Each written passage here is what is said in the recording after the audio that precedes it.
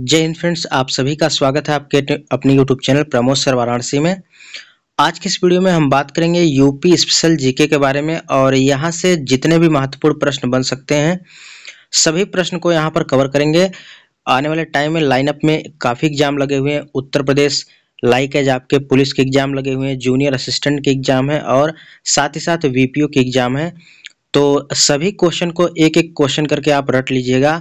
विश्वास मानिए आपको यहाँ से बहुत ज़्यादा बेनिफिट होने वाला है और सभी क्वेश्चन काफ़ी सिलेक्टिव लिए गए हैं। तो चलिए स्टार्ट करते हैं वीडियो को। तो फ्रेंड्स, अगर आप चैनल पर पहली बार विजिट कर रहे हैं तो चैनल को जरूर सब्सक्राइब कर लीजिए और बेल आइकन को प्रेस कर दीजिएगा ताकि आपको सबसे पहले अपडेट मिलती रहे। तो चलिए स्टार्ट करते हैं आज की वीडियो को।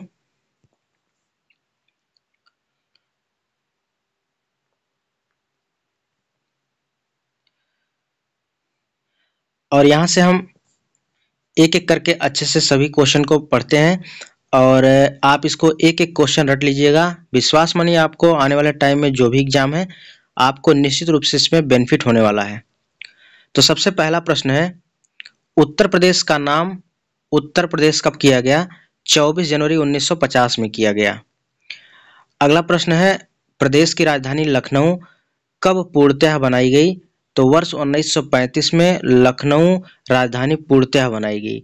लेकिन प्रश्न अगर पूछे कि आंशिक रूप से उत्तर प्रदेश की राजधानी लखनऊ कब बनी? 1921 में। तो 1921 में आंशिक रूप से और 1935 में पूर्णतः यानी पूरी तरह से जो है लखनऊ राजधानी बन गई 1935 में, लेकिन आंशिक रूप से पूछे तो 1921 में। अगला प्रश्न है, उत्तर प्रदेश राज्य का पुनर्गठन कब हुआ? तो 1 नवंबर 1956 में उत्तर प्रदेश राज्य का पुनर्गठन हुआ। नेक्स्ट प्रश्न है, उत्तर प्रदेश का विभाजन कब किया गया? 9 नवंबर सन 2000 को यूपी का विभाजन किया गया। 13 जिलों को काटकर, जो पहाड़ी जिले थे उनको काटकर उत्तराखंड राज्य का गठन किया गया, यानी उत्तर प्रदेश का विभाजन और उत्तराखंड का निर्माण हुआ। नेक्स्ट प्रश्न है, राजकीय भाषा क्या है? तो उत्तर प्रदेश की राजकीय भाषा हिंदी है 1947 में। और दूसरी राजकीय भाषा क्या है? उर्दू है। पहली हिंदी है, दूसरी उर्दू है। तो दूसरा वाला कई बार पूछा गया है। उत्तर प्रदेश की दूसरी राजकीय भाषा क्या है? उर्दू है। इसे कब इसे अधिकृत किया गया? तो 1989 में इसको अपनाया गया। 1989 में उर्दू उत्तर प्रदेश की राजकीय भाषा बनी, दूसरी राजकीय भाषा। अगला प्रश्न है, राजकीय पक्षी क्या है? सारस है। राजकीय पशु क्या है? बारहसिंघा है। और राजकीय वृक्ष क्या है? अशोक है। राजकीय पुष्प की बात करें तो पलाश है या टेसू है, जिसे 4 जनवरी 2011 को अपनाया गया। अगला प्रश्न है कि राजकीय खेल क्या है? हॉकी है। नेक्स्ट प्रश्न है, प्रदेश का राजकीय चिन्ह एक वृत्त है, उसमें 2 मछली हैं, एक तीर धनुष है और इसे स्वीकृत कब किया गया? 1938 में स्वीकृत किया गया। नेक्स्ट प्रश्न है कि प्रदेश के विधानमंडल का स्वरूप कौन सा है? द्विसदनात्मक है। अगला प्रश्न है, उत्तर प्रदेश विधानसभा सदस्यों की कुल संख्या कितनी है? 403 + 1 है। अगला प्रश्न है, उत्तर प्रदेश में विधान परिषद सदस्यों की संख्या कितनी है? 100 है। विधान परिषद सदस्यों की संख्या 100 है और लोकसभा सीटों की संख्या 80 है। अगला प्रश्न है कि प्रदेश में राज्यसभा सीटों की संख्या कितनी है? राज्यसभा 31 है। तो एक एक क्वेश्चन अच्छे से याद करिएगा और यहाँ से आपको प्रश्न देखने को मिलने वाला है। तो विधान परिषद के सदस्यों की संख्या 100 है, लोकसभा की सीटों की संख्या 80 है, राज्यसभा सीटों की संख्या 31 है। नेक्स्ट वन है, प्रदेश में विधान परिषद का गठन कब किया गया? विधान परिषद का गठन 1921 में किया गया। राज्य विधानसभा का पहला गठन कब किया गया, यानी पहली बार गठन कब किया गया? 1937 में किया गया। ठीक है, राज्य विधानसभा का प्रथम गठन 1937 में किया गया। राज्य में अब तक राष्ट्रपति शासन कुल कितनी बार लगा है? कुल 10 बार लगा है। राज्य में अब तक राष्ट्रपति शासन कुल कितनी बार लगा है? कुल 10 बार लगा है। तो नेक्स्ट प्रश्न है कि राज्य के प्रथम मुख्यमंत्री कौन थे? राज्य के पहले मुख्यमंत्री पंडित गोविंद वल्लभ पंत थे। राज्य की प्रथम राज्य की प्रथम राज्यपाल श्रीमती सरोजिनी नायडू। राज्य की प्रथम राज्यपाल श्रीमती सरोजिनी नायडू। राज्य की द्वितीय महिला मुख्यमंत्री सुश्री मायावती थी। कौन थी? सुश्री मायावती थी। और ये 4 बार मुख्यमंत्री पद को सुशोभित की हैं। अगला प्रश्न है कि प्रथम विधान परिषद सभापति कौन थे? श्री चंद्रभाल थे। कौन थे? श्री चंद्रभाल थे। अगला प्रश्न है कि प्रदेश में जिले कितने हैं और मंडल कितने हैं? तो उत्तर प्रदेश में कुल 75 जिले हैं और मंडल की बात करें तो 18 मंडल हैं। अगला प्रश्न है इलाहाबाद उच्च न्यायालय की स्थापना कब हुई? 17 मार्च 1866 को इलाहाबाद उच्च न्यायालय की स्थापना हुई। देखिए हर क्वेश्चन को हम रिपीट नहीं कर रहे हैं क्योंकि मैराथन क्लास है और इसमें अगर बार बार क्वेश्चन को रिपीट करेंगे तो वीडियो काफ़ी लंबा हो जाएगा। तो आप वीडियो को 1 से 2 बार देख लेंगे तो आपके दिमाग में पूरी तरह से यह क्वेश्चन छप जाएगा। तो क्वेश्चन की क्वालिटी आपको देख के लग रहा होगा कि ऑथेंटिक क्वेश्चन है। तो अगर क्वेश्चन आपको अच्छे लग रहे हैं, वीडियो अच्छी लग रही है तो वीडियो को लाइक करें और अपने दोस्तों में ज़रूर शेयर करें, ठीक है। और चैनल पर अगर पहली बार आप विजिट कर रहे हैं तो चैनल के साथ जुड़ जाइए, आपको निश्चित रूप से यहाँ से बेनिफिट होने वाला है। अगला प्रश्न है कि उत्तर प्रदेश लोकायुक्त एवं उप लोकायुक्त अधिनियम के तहत 1975 में प्रथम लोकायुक्त किसे नियुक्त किया गया? तो न्यायमूर्ति विश्वंभर दयाल को नियुक्त किया गया। अगला प्रश्न, वर्तमान में उत्तर प्रदेश के लोकायुक्त कौन है? तो न्यायमूर्ति संजय मिश्रा हैं जो कि 7वें क्रम के हैं। नेक्स्ट प्रश्न है, पंचायत चुनाव लड़ने हेतु निर्धारित आयु क्या है? निर्धारित उम्र है 21 वर्ष है। क्या है? 21 वर्ष है। राज्य के पंचायती राज संस्थाओं में महिलाओं के लिए आरक्षित सीटों की संख्या कितनी है? 1/3 है, यानी जितनी सीटें हैं उसकी 1/3 महिलाएं होंगी। अगला प्रश्न है, नगर निगम अध्यक्ष मेयर का निर्वाचन होता है किसके द्वारा? नगर की जनता द्वारा प्रत्यक्ष रूप से। किसके द्वारा? नगर की जनता द्वारा प्रत्यक्ष रूप से होता है। अगला प्रश्न है, उत्तर प्रदेश में महिला मुख्यमंत्रियों की संख्या कितनी है? 2 है, ठीक है। उत्तर प्रदेश में महिला मुख्यमंत्रियों की संख्या कितनी है? 2 है, ठीक है। अगला प्रश्न है, उत्तर प्रदेश विधान सभा के प्रथम अध्यक्ष कौन थे? पुरुषोत्तम दास टंडन थे। कौन थे? पुरुषोत्तम दास टंडन थे। अगला प्रश्न है, राज्य मानवाधिकार आयोग का गठन कब किया गया? 7 अक्टूबर 2002 को किया गया। नेक्स्ट प्रश्न है कि राज्य सूचना आयोग का गठन कब किया गया? 14 सितंबर 2005 को राज्य सूचना आयोग का गठन किया गया। अगला प्रश्न है कि राज्य प्रशासन का शीर्षस्थ अधिकारी या राज्य प्रशासन की धुरी है कौन होता है? मुख्य सचिव होता है। यानी राज्य प्रशासन का जो सबसे शीर्ष अधिकारी होता है या राज्य प्रशासन की धुरी किसे कहा जाता है? मुख्य सचिव कहते हैं, यानी चीफ सेक्रेटरी को कहा जाता है। अगला प्रश्न है, यहाँ से क्वेश्चन बार बार पूछे जाते हैं, यूपी SSC हो या आपके पुलिस हो, किसी भी एग्जाम में यहाँ से प्रश्न बनते हैं जहाँ यूपी स्पेशल पूछा जाता है। तो मुख्यालय है और उससे भिन्न वाले जिले हैं, जैसे अमेठी का मुख्यालय गौरीगंज है, कौशाम्बी का है मंझनपुर है, कुशीनगर का पडरौना है, सोनभद्र का राबर्ट्सगंज है, जालौन का उरई है, संभल का पवासा है, संत कबीर नगर का खलीलाबाद है, गौतम बुद्ध नगर का नोएडा है, अंबेडकर नगर का अकबरपुर है, सिद्धार्थ नगर का नौगढ़ है, फर्रुखाबाद का फतेहगढ़ है, कानपुर देहात का अकबरपुर माती है। और फ्रेंड्स, अगर आप इसका ट्रिक के साथ वीडियो देखना चाहते हैं तो आप लोग एक बार कमेंट करके जरूर बता दीजिएगा और इसका हम ट्रिक के साथ वीडियो लाएंगे, आपको बिल्कुल भी रटने की जरूरत नहीं होगी और ट्रिक के माध्यम से आपके दिमाग में सेट हो जाएगा। जैसे एक एग्जाम्पल के माध्यम से आपको बता दे रहे हैं ट्रिक किस प्रकार हमने बनाया है। जैसे मान के चलिए कुशीनगर है, कुशीनगर का मुख्यालय कहाँ है? पडरौना है। सपोज दैट आपको याद नहीं है तो खुशी से अगर थोड़ा सा हम रिलेट कर देंगे हो जाएगा खुशी। और जब किसी को खुशी होता है तो खुशी में इंसान क्या कर देता है? कभी जैसे आप बहुत नौकरी के लिए परेशान है, गवर्नमेंट जॉब के लिए बहुत परेशान है और एक समय ऐसा भी आएगा जब आपकी नौकरी लगेगी, उस समय खुशी के आंसू से आप रो देंगे। आज तो आप नौकरी के लिए रो रहे हैं और एक दिन ऐसा आएगा आप खुशी के आंसू के लिए रो देंगे, तो खुशी से आपका हो जाएगा खुशी और रोना से पडरौना, ठीक है। तो कुशीनगर का मुख्यालय कहाँ हो जाएगा? पडरौना। तो इस प्रकार हमने सभी चीज़ों का ट्रिक बनाया है, सभी यहाँ पर हेडक्वार्टर का, तो अच्छे से आपको याद हो जाएगा। तो आप लोग अगर कमेंट करेंगे तो कमेंट बॉक्स में बताइएगा अगर आपको ये वीडियो चाहिए, ठीक है। तो हम नेक्स्ट वीडियो में इसको अपलोड कर देंगे। अगला प्रश्न है, उत्तर प्रदेश में नगर निगम की संख्या कितनी है? उत्तर प्रदेश में नगर निगम की संख्या 17 है। 17वां नगर निगम शाहजहांपुर है और 16वां की बात करें तो मथुरा है, 15वां आपका अयोध्या है। यानी 15वां अयोध्या, 16वां मथुरा और 17वां शाहजहांपुर। तो ऐसे भी याद कर सकते हैं, 7 से 17, 7 से शाहजहांपुर। उत्तर प्रदेश विधानसभा चुनाव 2017 में निर्वाचित महिला सदस्यों की संख्या कितनी थी? 47 यानी 47 थी। अगला प्रश्न है, उत्तर प्रदेश राज्य पिछड़ा वर्ग आयोग का गठन कब किया गया? 9 मार्च 1993 यानी 9 मार्च 1993 को किया गया। उत्तर प्रदेश व उत्तराखंड दोनों राज्यों के सीएम पद को सुशोभित करने वाले नेता कौन थे?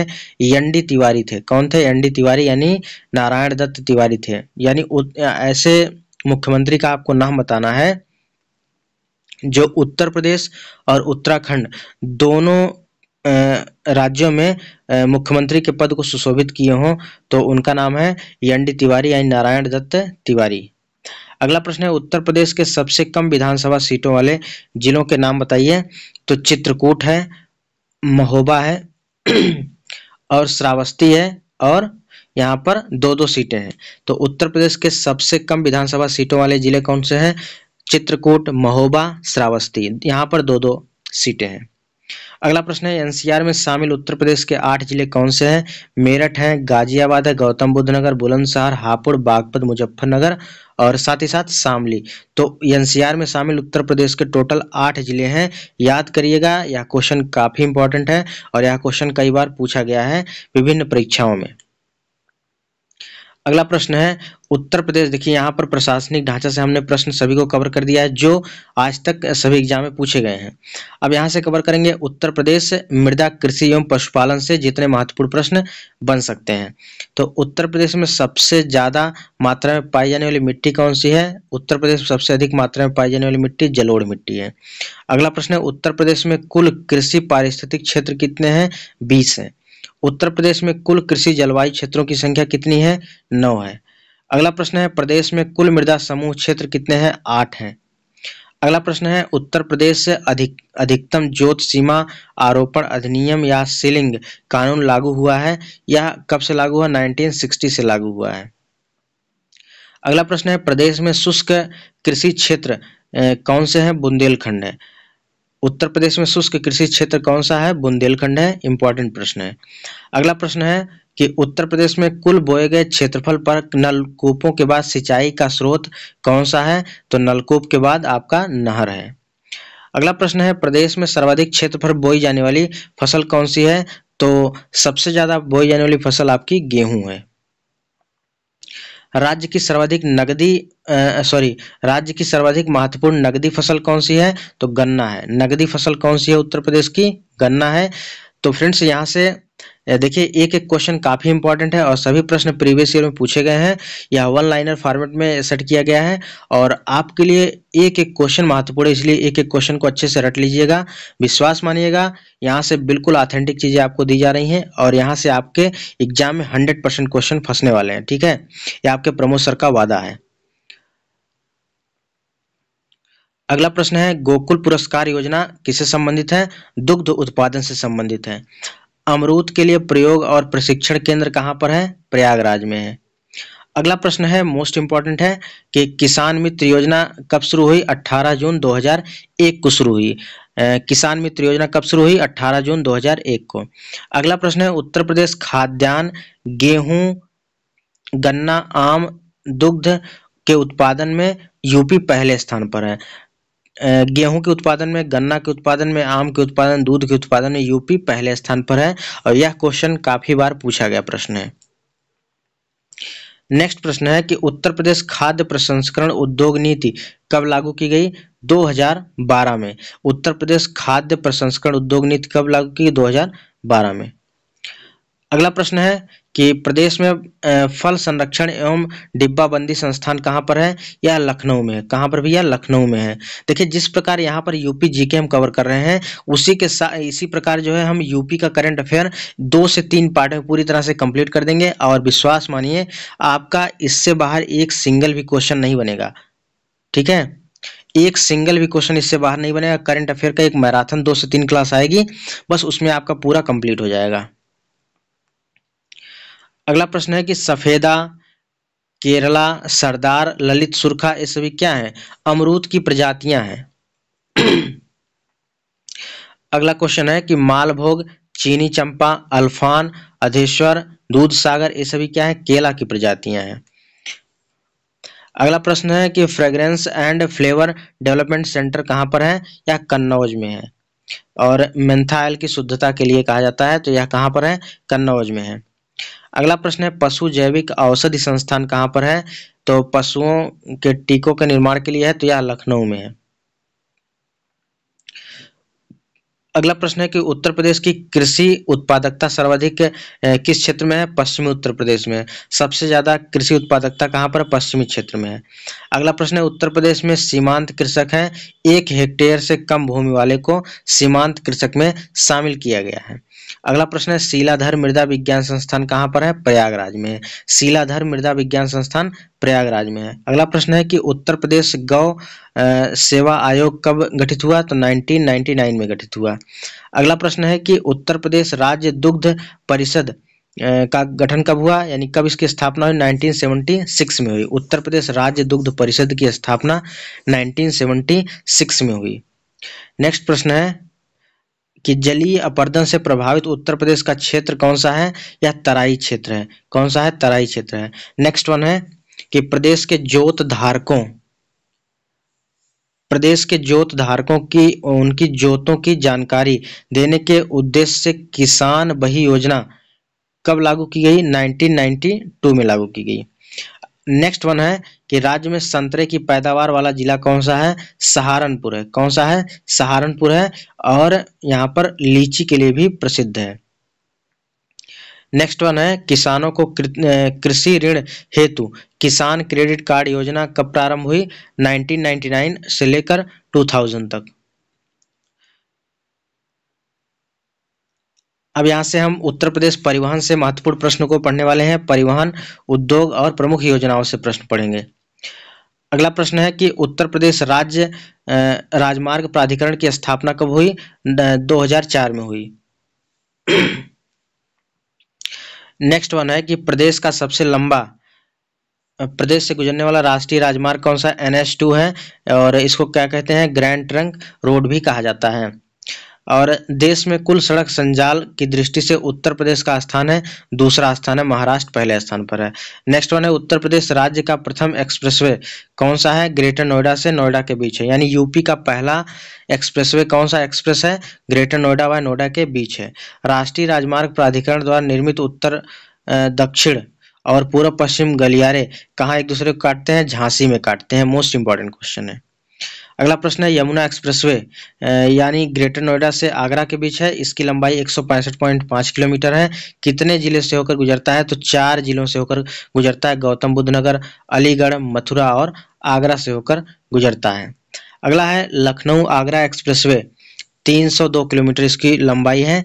नहीं, लखनऊ से आगरा के बीच की दूरी यानी जो एक्सप्रेसवे बना है 302 किलोमीटर है। देश का प्रथम ग्रीनफील्ड एक्सप्रेसवे है। कितने जिलों से होकर गुजरता है? तो यह 10 जिलों से होकर गुजरता है। अगला प्रश्न है लखनऊ से बलिया तक पूर्वांचल एक्सप्रेसवे की लंबाई कितनी है? लखनऊ से बलिया तक पूर्वांचल एक्सप्रेसवे की लंबाई 348.1 किलोमीटर है।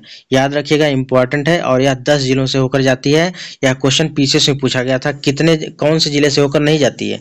तो याद रखिएगा 10 जिले हैं और यहाँ पर, और इसकी लंबाई पूछे तो 348.1 किलोमीटर है। बौद्ध परिक्रमा एक्सप्रेस बौद्ध स्थलों की यात्रा करने हेतु तो आरंभ की गई है। इससे जुड़े जिले कौन से हैं? कौशाम्बी है, प्रयागराज है, वाराणसी, गोरखपुर, लखनऊ, गया, राजगीर, वैशाली और पटना है। अगला प्रश्न है लखनऊ प्लान का संबंध है। तो लखनऊ प्लान का संबंध सड़कों के विकास संबंधी 20 वर्षीय प्लान है। ठीक है, तो लखनऊ प्लान का संबंध किससे है? सड़कों के विकास संबंधी 20 वर्षीय प्लान से है।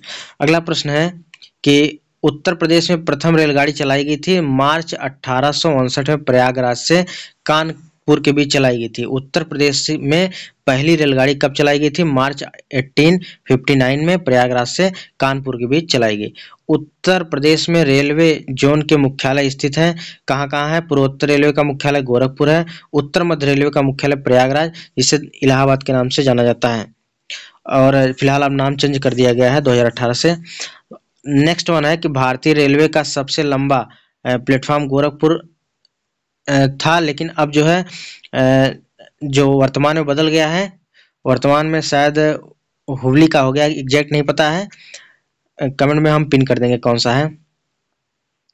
अगला है डीजल इंजन निर्माण हेतु डीजल लोकोमोटिव वर्क्स कौन सा कहाँ पर है? मड़ुआडीह है, विन्यास यानी वाराणसी में है। अगला प्रश्न है कि उत्तर प्रदेश में रेलवे संग्रहालय स्थित है, वाराणसी में स्थित है। उत्तर प्रदेश में रेलवे संग्रहालय कहाँ स्थित है? वाराणसी में स्थित है। अगला प्रश्न है कि उत्तर प्रदेश रेलवे सुरक्षा आयोग का मुख्यालय कहाँ है? तो यह मुख्यालय लखनऊ में है। उत्तर प्रदेश रेलवे सुरक्षा आयोग का मुख्यालय लखनऊ में है। अगला प्रश्न है उत्तर प्रदेश में प्रमुख हवाई अड्डे कहाँ कहाँ है? इसको एक नज़र में देख लेते हैं। तो चौधरी चरण सिंह अंतर्राष्ट्रीय हवाई अड्डा अमौसी लखनऊ में है। लाल बहादुर शास्त्री बाबतपुर अंतर्राष्ट्रीय हवाई अड्डा है, वाराणसी में है। और यहाँ पर खेरिया हवाई अड्डा आगरा में है। बमरौली हवाई अड्डा प्रयागराज में है। चकेरी हवाई अड्डा कानपुर में है। फुर्सतगंज हवाई अड्डा रायबरेली में है। साथ ही साथ हिंडन हवाई अड्डा आपका गाजियाबाद में है। डॉक्टर अम्बेडकर अंतर्राष्ट्रीय हवाई अड्डा मेरठ में है। और सरसावा अंतर्राष्ट्रीय हवाई अड्डा सहारनपुर में है। नागरिक उड्डयन प्रशिक्षण केंद्र कहाँ पर है? या बमरौली यहाँ पर है, बमरौली प्रयागराज में है। अगला है नेशनल पैराशूट ट्रेनिंग कॉलेज कहाँ है? आगरा में है, मोस्ट इंपॉर्टेंट है। इंदिरा गांधी राष्ट्रीय उड्डयन अकादमी फुर्सतगंज में है। अगला प्रश्न है कि देश का सबसे लंबा आंतरिक जलमार्ग स्थित है गंगा नदी पर, प्रयागराज से हल्दिया के बीच है। नेक्स्ट वन है कि दिल्ली से कोलकाता यानी NH2 से नहीं जुड़ा है, कौन नहीं जुड़ा? लखनऊ नहीं जुड़ा है। अगला प्रश्न है कि उत्तर प्रदेश से शुरू होने वाला सबसे लंबा राष्ट्रीय राजमार्ग कौन सा है? NH7 है, वाराणसी से कन्याकुमारी तक जाता है। देश के तीसरे रेल कोच फैक्ट्री की स्थापना कहाँ की गई? लालगंज रायबरेली में की गई है। अगला क्वेश्चन है एशिया एवं भारत का सबसे बड़ा बिजली लोको शेड कहाँ है? मुगलसराय में है, मोस्ट इंपॉर्टेंट है। तो एशिया एवं भारत का सबसे बड़ा बिजली लोको शेड कहाँ है? मुगलसराय में है। प्रति व्यक्ति आय की दृष्टि से उत्तर प्रदेश के क्षेत्रों में घटता हुआ क्रम कौन सा है? पश्चिमी क्षेत्र, बुंदेलखंड, केंद्रीय और पूर्वी है। अगला प्रश्न है कि प्रदेश के सर्वाधिक और सबसे कम विकसित क्षेत्र हैं क्रमशः पश्चिमी एवं पूर्वी, यानी प्रदेश में सबसे अधिक विकसित क्षेत्र कौन सा है? पश्चिमी है, और सबसे कम विकसित क्षेत्र जो है पूर्वी है। सबसे अधिक पश्चिमी, सबसे कम पूर्वी। औद्योगिक विकास की दृष्टि से उत्तर प्रदेश का सर्वाधिक विकसित क्षेत्र कौन सा है? पश्चिमी क्षेत्र है। अगला प्रश्न है औद्योगिक विकास को गति देने के लिए उद्योग बंधु का गठन कब किया गया? 1981 में किया गया। अगला प्रश्न है प्रमुख उद्योग हैं और यहाँ से आपसे संबंधित जो है किससे रिलेटेड है। जैसे पीतल पात्र है, यहाँ मुरादाबाद के लिए प्रसिद्ध है। मेरठ का क्या प्रसिद्ध है? कैंची है। और बरेली का सबसे फेमस चीज क्या है? कत्था है। गोरखपुर का टेराकोटा है। बरेली का बेंत उद्योग है। सहारनपुर का लकड़ी नक्काशी है। और मेरठ का खेल का सामान है। और दादरी का सीमेंट है। सहारनपुर मुजफ्फरनगर का कागज है। बरेली का दिया सलाई है। और आगरा और कानपुर का चमड़ा है।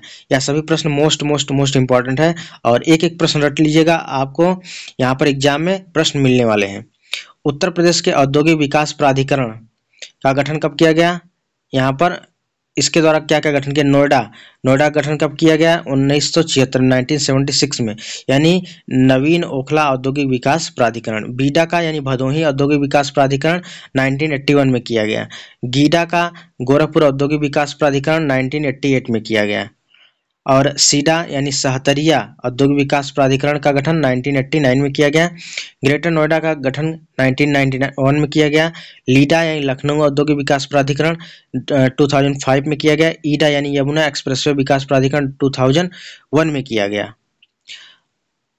अगला प्रश्न है कि उत्तर प्रदेश खादी ग्रामोद्योग बोर्ड की स्थापना कब हुई? 1960 में। उत्तर प्रदेश खादी ग्रामोद्योग बोर्ड की स्थापना 1960 में की गई। अगला प्रश्न है कि उत्तर प्रदेश में सॉफ्टवेयर और बिजनेस प्रोसेस आउटसोर्सिंग का सबसे बड़ा केंद्र कौन सा है? नोएडा, यानी सॉफ्टवेयर के क्षेत्र में सबसे बड़ा क्षेत्र कौन सा है? नोएडा आपका है। क्लस्टर विकास योजना 2006 के तहत क्लस्टर में कौन कौन से हैं? जैसे यहाँ पर देखा जाए तो कारपेट क्लस्टर भदोही में है। ग्लास बीड्स वाराणसी में है। कालीन क्लस्टर मिर्जापुर में है। पॉटरी खुर्जा और बुलंदशहर में है। लेदर क्लस्टर चौरा गोरखपुर में है। अब यहाँ से देखिए हमने महत्वपूर्ण प्रश्न को कवर किया है। अब आज के सेगमेंट में इतना ही, क्योंकि वीडियो काफ़ी लंबा हो जाएगा और इसके नेक्स्ट पार्ट में इसके बाद 2 पार्ट और आएगा और इसी के साथ आपका यूपी स्पेशल जीके जितना आज तक सभी प्रश्न बने हैं, सभी प्रश्न जो है पूरी तरह से कवर हो जाएगा। ठीक है, तो एक एक प्रश्न आप अच्छे से रट लीजिएगा। आप विश्वास मानिए, आपको इससे बाहर एक भी क्वेश्चन नहीं मिलने वाला है। ठीक है, इसके 2 पार्ट और आएंगे और 2 पार्ट में पूरा यूपी स्पेशल जीके आपका मैराथन कंप्लीट हो जाएगा। और इसी के साथ आपको यहाँ पर आपको यूपी के करंट अफेयर मैराथन में मिलने वाले हैं, 2-3 क्लास मिलेगी उसमें, और उसी के साथ पूरा कंप्लीट हो जाएगा। तो आगे आपके यूपी पुलिस के पेपर हैं, जूनियर असिस्टेंट के हैं और वीपीओ के हैं, सभी के लिए बेनिफिट होगा। तो वीडियो कैसी लगी आप लोग कमेंट बॉक्स में जरूर बताएं और वीडियो अगर अच्छी लगी तो वीडियो को लाइक करें और दोस्तों में जरूर शेयर करें। अगर चैनल पर आप पहली बार विजिट करें, चैनल को जरूर सब्सक्राइब करें। मिलते हैं नेक्स्ट वीडियो में, तब तक के लिए जय हिंद, वंदे मातरम, खुश रहिए।